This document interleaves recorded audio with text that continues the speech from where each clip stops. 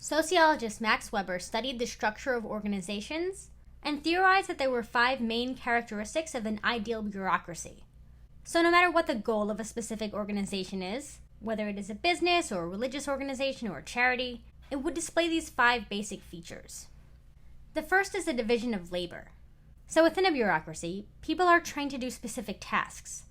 So the person who works in the administration office at your university probably doesn't teach classes, and professors aren't usually responsible for building maintenance. And there are some really good aspects of this. When people specialize, they can really become experts in the areas that they're working in. And it can help to increase the overall efficiency of the organization, especially large-scale organizations. But it can also have some downsides as well. According to conflict theory, this type of division of labor can increase feelings of alienation in individual workers because it separates them from other workers and denies them the pride associated with seeing a task through from beginning to end, which might also lead to less worker satisfaction and less productivity overall. It can also lead to what's referred to as trained incapacity within the general organization, or cases where workers become so specialized in their tasks that they lose touch with the overall picture. The next characteristic of bureaucracy is a hierarchy of organization.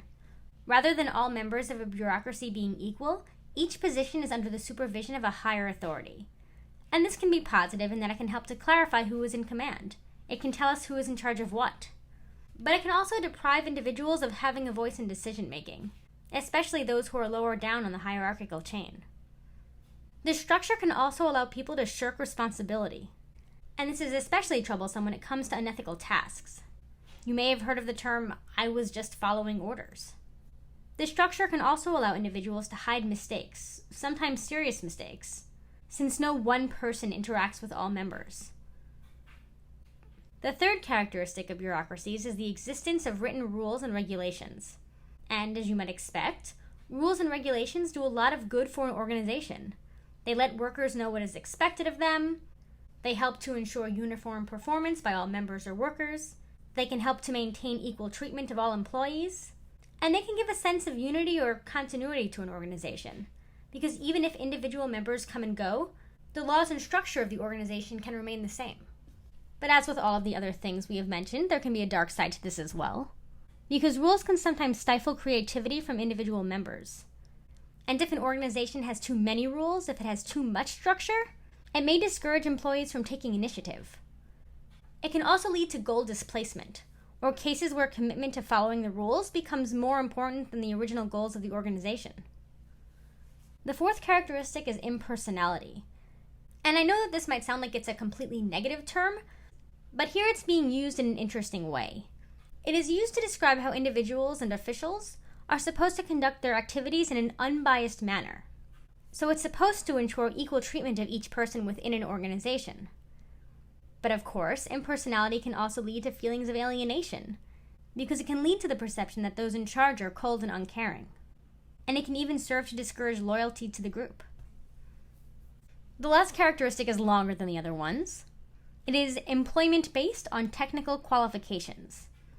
And I actually kind of see this one as being an offshoot of impersonality, because this describes how hiring within a bureaucracy is supposed to be based on the qualifications that a person has and should not be influenced by either favoritism or personal rivalries.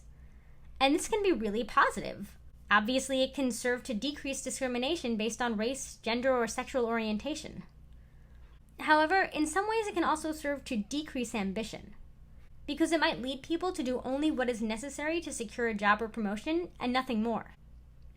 It can also lead to what is known as the Peter Principle, which was put forth by a man named Lawrence J. Peter.